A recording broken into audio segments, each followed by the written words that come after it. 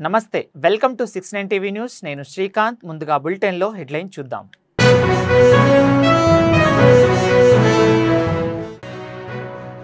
పహల్గామ్లో కాల్పులు చేసిన దోషులను విడిచిపెట్టే ప్రసక్తే లేదు దాడిని ప్రపంచమంతా ఖండిస్తున్న కేంద్ర మంత్రి కిషన్ రెడ్డి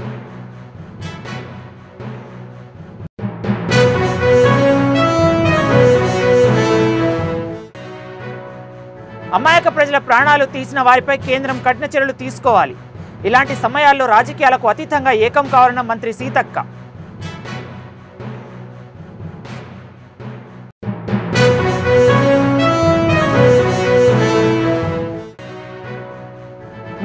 ఆర్టికల్ రద్దు చేసి జమ్మూ కాశ్మీర్ భారత్లో భాగమైనని చాటి చెప్పారు బాధితులు చిందించిన రక్తం వృధా పోదు ప్రతీకారం తీర్చుకుంటామన్న ఈటెల రాజేందర్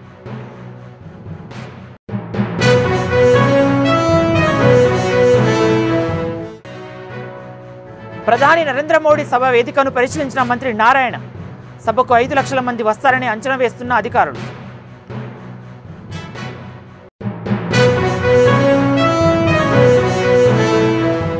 ఇక డీటెయిల్స్ చూద్దాం పహల్గామ్లో టూరిస్టులపై విచక్షణ రహితంగా కాల్పులు చేసిన దోషులను ఎట్టి పరిస్థితుల్లో విడిచిపెట్టే ప్రసక్తే లేదని బీజేపీ రాష్ట్ర అధ్యక్షుడు కిషన్ రెడ్డి అన్నారు ఇవాళ హైదరాబాద్లోని ట్యాంక్ బండ్ వద్ద బీజేపీ నేతలు నిరసనకు దిగారు ఈ కార్యక్రమంలో కేంద్ర మంత్రి కిషన్ రెడ్డి ఎంపీలు లక్ష్మణ్ కొండ విశ్వేశ్వర్ రెడ్డి ఈటెల రాజేందర్ పాల్గొన్నారు ఈ సందర్భంగా భారత్పై ఉగ్రవాదులను దాడికి ఉసిగొల్పిన పాకిస్తాన్ వ్యతిరేకంగా వారు నినాదాలు చేశారు అనంతరం కిషన్ రెడ్డి మాట్లాడుతూ ఒక వర్గం వారిని టార్గెట్ చేసి జరిగిన దాడిని ప్రపంచమంతా ఖండిస్తోందని అన్నారు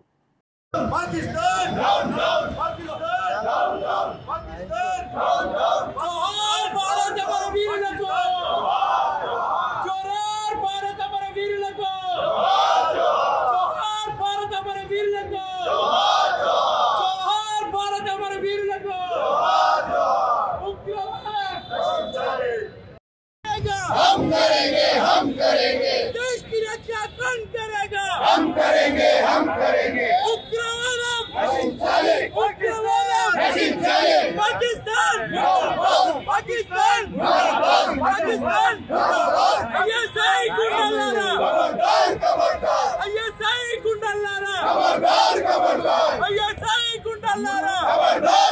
పహల్గామ్లో టూరిస్టులపై విచక్షణ రహితంగా కాల్పులు జరిపిన 25 మంది టూరిస్టులను పొట్టన పెట్టుకున్న టెర్రరిస్టు చర్యలను మంత్రి సీతక్క తీవ్రంగా ఖండించారు అమాయక ప్రజల ప్రాణాలు తీసిన వారిపై కేంద్ర ప్రభుత్వం కఠిన చర్యలు తీసుకోవాలని ఆమె కోరారు ఇటువంటి విపత్కర సమయాల్లో పార్టీలకు అతీతంగా దేశ ప్రజలందరూ ఒక్కటి కావాలని సీతక్క సూచించారు సంఘటన ఇవాళ సిద్ధాంతాలు ఏది లేనటువంటి ఒక టెర్రరిస్ట్ గ్రూపు ఈరోజు మరి కాశ్మీర్లో జరిగినటువంటి పర్యాటకుల మీద జరిపినటువంటి విచక్షణ రహితంగా జరిపి మరి సాధారణమైనటువంటి పౌరులను చంపేసినటువంటి దుర్మార్గులను కఠినంగా శిక్షించాలని కోరుకుంటూ ప్రజల యొక్క ప్రాణాలతో చెలగాటం ఆడడం అనేది ఏ సిద్ధాంతం ఏ దేవుడు ఎవరు కూడా యాక్సెప్ట్ చేయరు కాబట్టి ఈరోజు సిద్ధాంతాలు విధి విధానాలు ఒక పౌర సమాజం పట్ల కనీసం ఒక మానవత్వం లేనటువంటి వాళ్ళు ఏ డిమాండ్లకు కూడా వాళ్ళు సరైనటువంటి వ్యక్తులు కాదు తీవ్రంగా ఖండిస్తా ఉన్నాం చనిపోయినటువంటి కుటుంబ సభ్యులకు మరి సానుభూతి తెలియజేస్తూ చనిపోయినటువంటి ఆ సోదరిమణులకు వారికి ఆత్మశాంతి కలగాలని మనస్ఫూర్తిగా దేవుణ్ణి ప్రార్థిస్తాం హైదరాబాద్ చార్మినార్ వద్ద భాగ్యలక్ష్మి అమ్మవారిని ఎంపీ ఈటెల రాజేందర్ బుధవారం ఉదయం దర్శించుకున్నారు అనంతరం ఈటెల మాట్లాడుతూ 370 ఆర్టికల్ రద్దు చేసి కాశ్మీర్ భారత్లో భాగమేనని మోడీ చాటి చెప్పారని తెలిపారు కాశ్మీర్లో ప్రకృతి సంపదతో పర్యాటకం తిరిగి ప్రారంభమైందని అలాంటి చోట ఉగ్రముఖాలు దాడి చేయడం అనుమానుషక చర్య అన్నారు భారత సహనాన్ని పరిశీలిస్తే తగిన మూల్యం చెల్లించక తప్పదని హెచ్చరించారు భారత ప్రజల గుండెను ఈ ఘటన గాయపరిచిందని ఆవేశంతో రగిలిపోతున్నాయని తెలిపారు బాధితులు చిందించిన రక్తం వృధా పోదని తప్పకుండా భారత్ ప్రతీకారం తీర్చుకుంటుందన్నారు ఈటెల రాజేందర్ 72 సంవత్సరాల తర్వాత కొంచెం డౌన్ చేయాలి కెమెరా మొత్తం షాడో ఒకే దేశంలో ఒకే చట్టం 370 అనేక రకాల ఉగ్ర దాడులు లక్షల మంది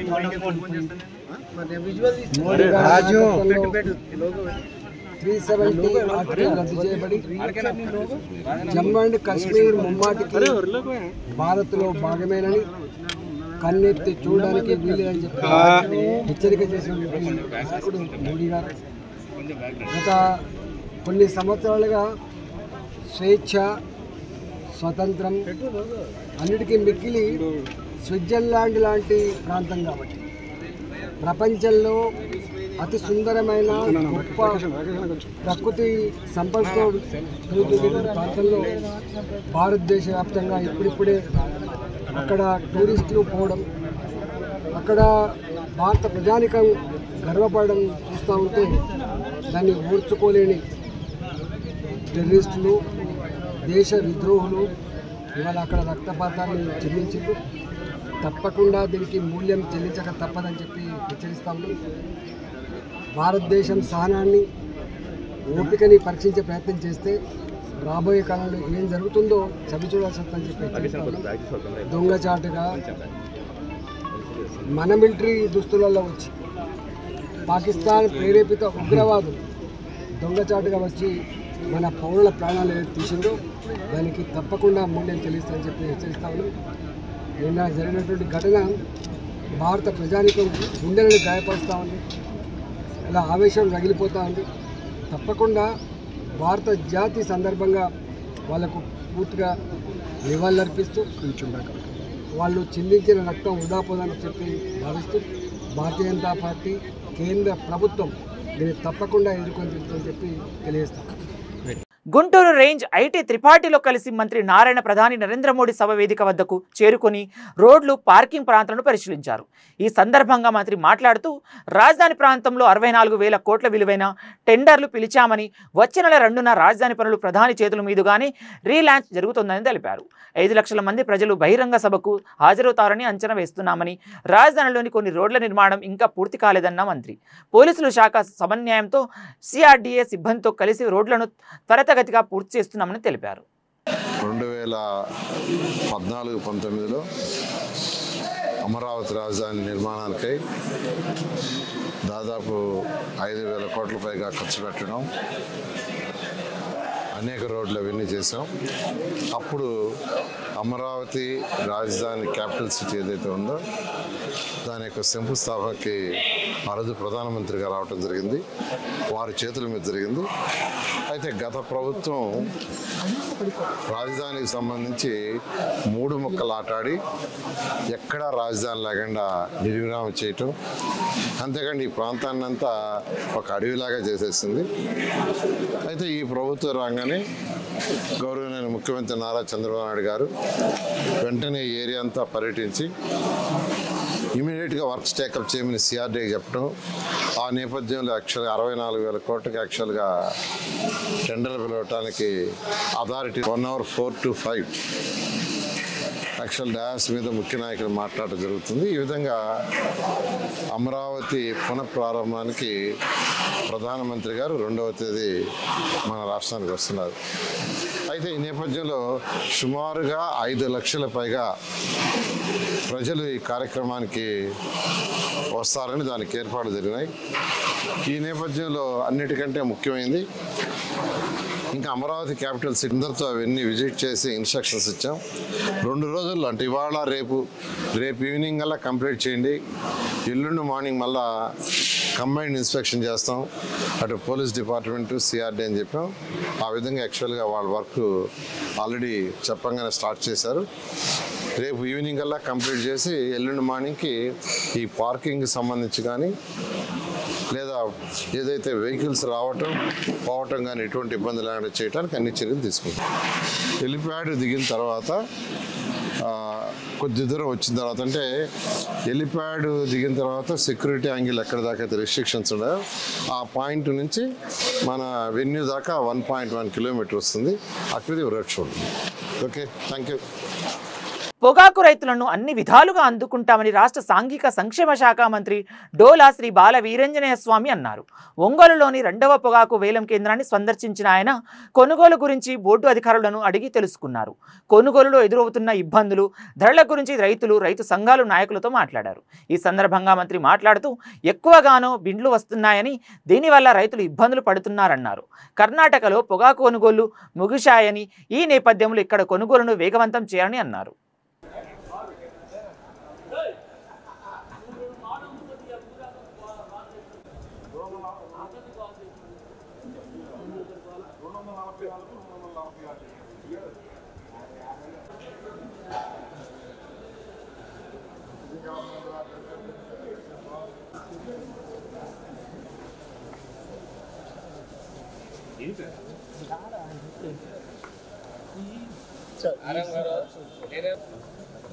వచ్చినప్పుడు వాళ్ళు మంచి ఫోటో ఆరామ్ గారు రిటైర్మెంట్ మంచి ఫోటో వస్తుంది.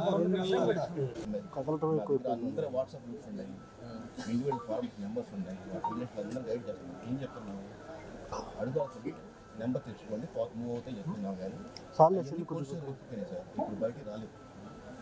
సో ఆటోమేటిక్గా అవి రావట్లేదు. ఇంట్లో ఏమున్నాయి అయ్యే వస్తుంది, అవి మూవ్ కావాలి.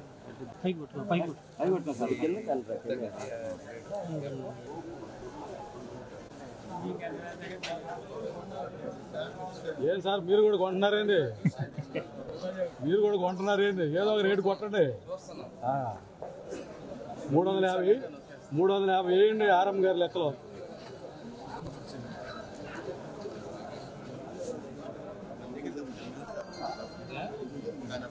సార్ ఇప్పుడు మంత్రి గారు వచ్చారనన్నా 10 రూపాయలు పెంచారు లేదా? అదే ఎక్కువగా నో బిడ్డింగ్ జరుగుతుందండి. రైతులు కష్టపడి ట్రాక్టర్లు తీసుకొచ్చుకుంటున్నారు, మళ్ళీ వెనక్కి పంపిస్తున్నారు. 40% పైగా నో బిడ్డింగ్ జరుగుతుంది. రైతులు బాగా ఇబ్బంది ఉంది. ఈరోజు కర్ణాటకలో మార్కెట్ కూడా ముగిసింది. రైతులు అపరాధ రుసుము లేకుండా ఎక్కువ సాగును కొనుగోలు చేయమన్నారు. అది ప్రభుత్వం తీసుకుంటుంది. ఇంతకుముందు రైతులకు ఇబ్బంది అయినప్పుడు ఆ రోజు దామచల నారాయణ గారు మంత్రిగా ఉన్న సమయంలో మార్కెట్ ద్వారా కొనుగోలు చేశాం. పోయినసారి 14 రైతులకు ఇబ్బంది వస్తే ఎన్డీఏ ప్రభుత్వంలో 2000 రూపాయలు అదనంగా కేంద్రం నుంచి 1500 రూపాయలు ఇస్తే రాష్ట్ర ప్రభుత్వం స్వచ్ఛందంగా 500 రూపాయలు ఇచ్చి రైతులను ఆదుకుంది కూడా మా ప్రభుత్వమే. ఈరోజు కూడా మార్కెట్ రేట్లు బాగానే ఉన్నాయి, కానీ నో బిడ్డింగ్ వస్తుంది. లో గ్రేడ్కి సమస్య ఉంది. నేను ఇప్పుడే కలెక్టర్ గారికి చెప్పాను. ఇక ఈడీ టొబాకో బోర్డు కొత్త నేను ఫోన్లో మాట్లాడడం జరిగింది. బయ్యర్స్ తోటి ఒక మీటింగ్ ఏర్పాటు చేసి కొనుగోలు చేయమన్నాం. కొన్ని కంపెనీలు ఆశించిన స్థాయిలో గతంతో పోల్చుకుంటే తక్కువ స్థాయిలో కొనుగోలు చేస్తామన్నారు. ఆ కొనుగోలు కూడా శాతం పెంచాలనేది నేను ఈడీ బోర్డు అధికారులు ఆర్ఎంకి సూపరింటెండెంట్ చెప్పాను, ఈడీ గారికి కూడా చెప్పానండి. ఏదైనా పొగాకు రైతులకు నష్టం జరగకుండా ఆడుకోవడానికి మా ప్రభుత్వం కట్టుబడి ఉంది. గతంలో కూడా మేము చేసిన చరిత్ర ఉన్నాయి. గతంలో ఒక ప్రభుత్వం కొనుగోలు చేసిన లో గ్రేడ్, కానీ అప్పుడే అమ్ముకోకుండా వాళ్ళు వ్యాపారవేత్తల్లాగానే వచ్చే నెక్స్ట్ సీజన్లో అమ్మటం వల్ల రైతులు ఆ సంవత్సరంలో వచ్చినటువంటి లో గ్రేడ్ కొనుగోలు లేక రైతులు తీవ్రంగా నష్టపోయారు. ఇవన్నీ మర్చిపోయి ప్రభుత్వాల మీద నిందలేయడం సరికాదని చెప్పి వారికి హితవు చెప్తున్నాను. జమ్మూ కాశ్మీర్ అనంతనాగ్ జిల్లాలో పహల్గాంలో జరిగిన ఉగ్రదాడిలో విశాఖ వారి రిటైర్ బ్యాంక్ ఉద్యోగి చంద్రమౌళి మృతి చెందారు. హఠాత్తుగా దాడికి తెగబడ్డ ఉగ్రవాదులను చూసి పారిపోతున్న అతనిని వెంటాడి మరీ కాల్చి చంపారు. తనను చంపొద్దని వేడుకున్న ఉగ్రవాదులు కనికరించలేదు. విశాఖ నుంచి ఈ నెల 18న జమ్మూ కాశ్మీర్కు 6 వెళ్లారు. చంద్రమౌళి ఆయన సతీమణి నాగమణితో పాటు మరో 2 దంపతులు వెళ్లారు. చంద్రమౌళి మృతదేహాన్ని పోస్టుమార్టం పూర్తి అయింది. ఆయన మృతదేహాన్ని ఎయిర్ లిఫ్టింగ్ ద్వారా విశాఖకు తరలించారు. దీంతో చంద్రమౌళి కుటుంబం సభ్యుల్లో విషాదం అలుముకుంది.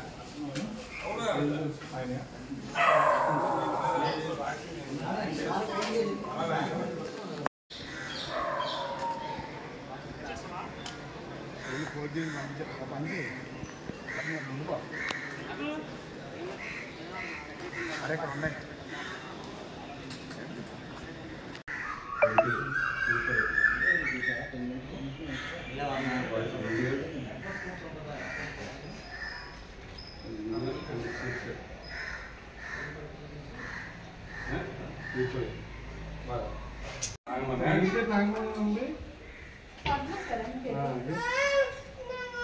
దేశం దాంట్లో ఈవిడ పేరు నాగమణి నాకు అందుకే భారీ కాదండి, అదే డాక్టరే. ఫోటో ఈవిడ ఫోటో ఏమో పద్మాలు అంటారు.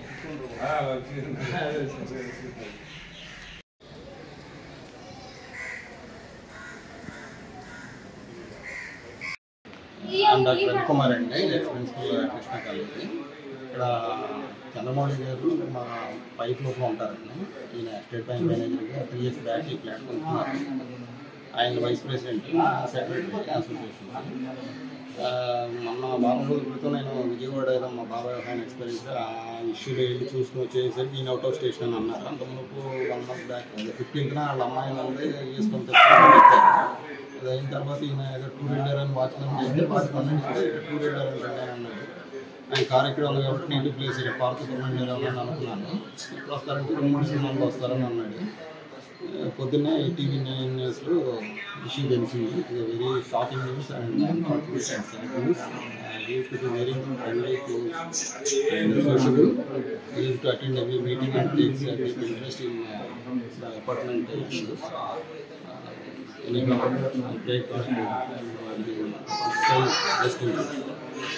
రాజన్న సిరిసిల్ల జిల్లా తుంగళ్లపల్లి మండలం బద్దెనపల్లి గ్రామ పంచాయతీ కార్యదర్శి ప్రియాంక అదృశ్యం కలకలం సృష్టించింది.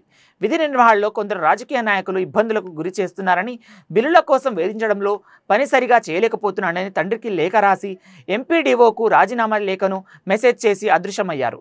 నిన్నటి నుంచి కనిపించకపోవడంతో అటు కుటుంబ సభ్యులు ఇటు ఉద్యోగులు ఆందోళనకు గురయ్యారు. తల్లిదండ్రులు పోలీసులకు ఫిర్యాదు చేయడంతో ఆమె రాసిన లేఖను స్వాధీనం చేసుకుని సాంకేతిక పరిజ్ఞానంతో ఆరా తీయగా తిరుపతిలో ఉన్నట్లు గుర్తించారు. పోలీసుల సహకారంతో కుటుంబ సభ్యులు తిరిగి తిరుపతికి వెళ్లారు. ప్రియాంక వచ్చిన తర్వాత పూర్తి విషయాలు తెలుస్తాయని అధికారులు తెలిపారు.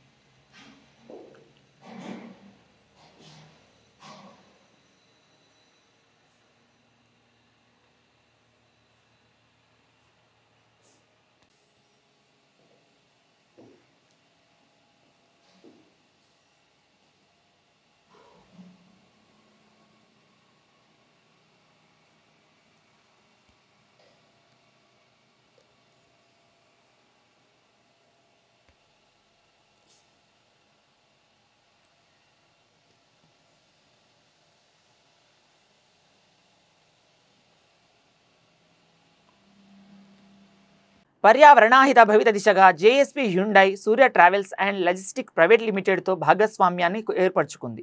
ఇందులో భాగంగా కార్పొరేట్ రంగానికి సిఎన్జి ఆధారిత హ్యుండై ఔరా వాహనాలను జూబ్లీహిల్స్లోని జేఎస్పీ హ్యుండైలో జరిగిన కార్యక్రమంలో 35 హ్యుండై ఔరా సిఎన్జి వాహనాల పత్రాలు బిజినెస్ కృష్ణశంకర్ మిశ్రా సమక్షంలో సూర్య ట్రావెల్స్ అండ్ శ్రీనివాస్ మూర్తికి అందజేశారు.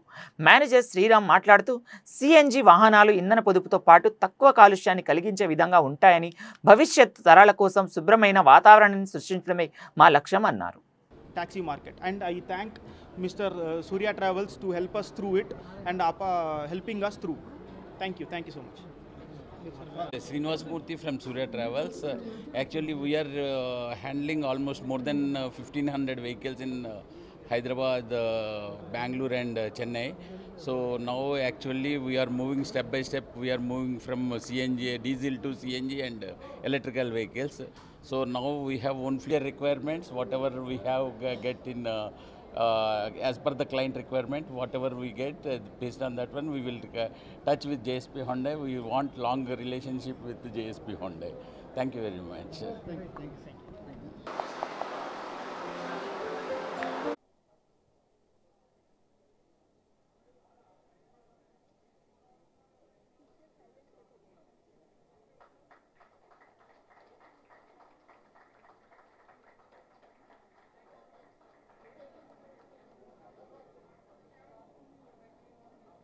Requesting both of you to kindly be seated. Mr. Young Hun Yoon. Let's give them a big round of applause, ladies and gentlemen.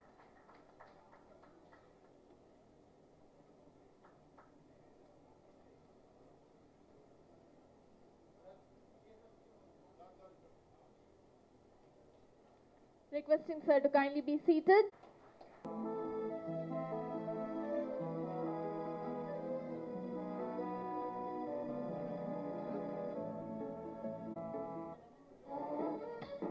गणनायकाय गणदैवताय गणाध्यक्षाय धीमहि गुणशरीराय गुणमण्डिताय गुणेशानाय धीमहि. Forward for a group photograph.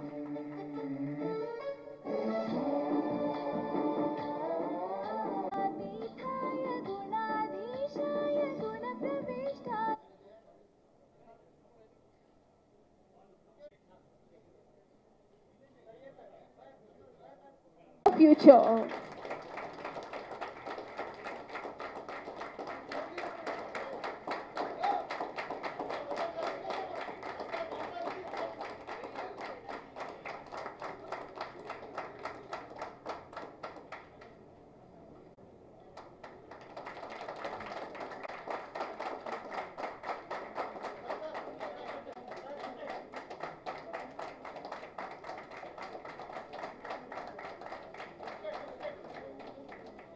Vijayawada ఇంద్రకీలాద్రిపై వెలిసి ఉన్న కనకదుర్గమ్మను సారంగపాణి జాతకం చిత్ర unit దర్శించుకున్నారు.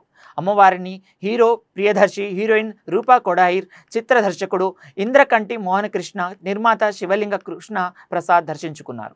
వారికి దేవస్థానం అధికారులు ఆలయ మర్యాదలతో ఘనస్వాగతం పలికారు. దుర్గమ్మ దర్శనం అనంతరం అమ్మవారి చిత్రపటం ప్రసాదాన్ని దేవస్థానం వేద పండితులు అందజేశారు. సారంగపాణి జాతకం చిత్రం విజయవంతం కావాలని దుర్గమ్మను వేడుకున్నామని తెలిపారు.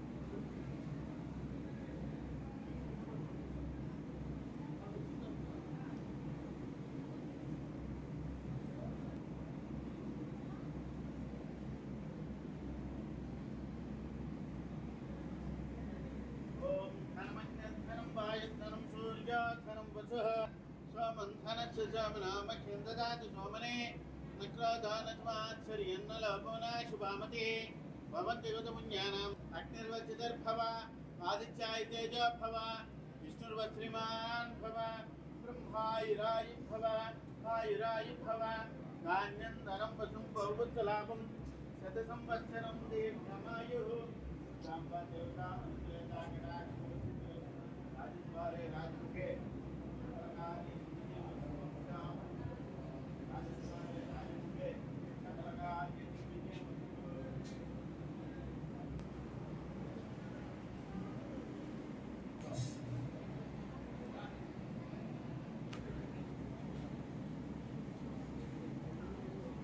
జరగండి.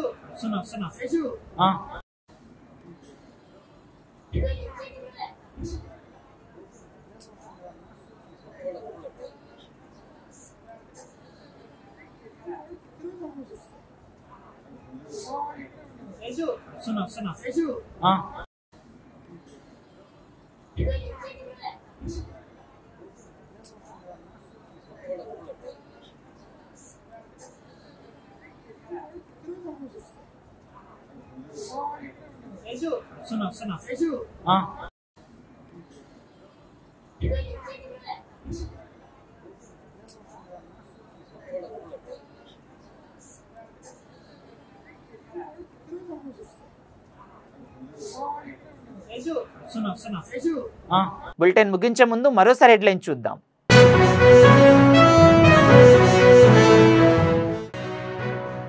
పహల్గాంలో కాల్పులు చేసిన దోషులను విడిచిపెట్టే ప్రసక్తే లేదు. దాడిని ప్రపంచమంతా ఖండిస్తుందన్న కేంద్ర మంత్రి కిషన్ రెడ్డి.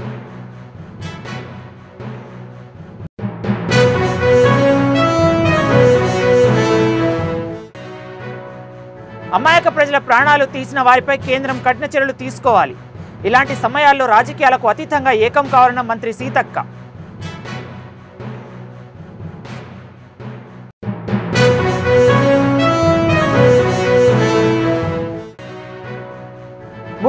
ఆర్టికల్ రద్దు చేసి జమ్మూ కాశ్మీర్ భారత్లో భాగమైనని చాటి చెప్పారు. బాధితులు చిందించిన రక్తం వృధా పోదు, ప్రతీకారం తీర్చుకుంటామన్న ఈటెల రాజేందర్.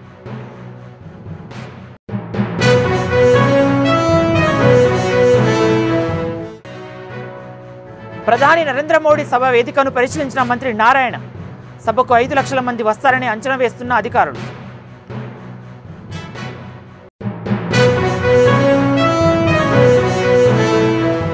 మరిన్ని అప్డేట్స్ కోసం చూస్తూనే ఉండండి 69 టీవీ న్యూస్.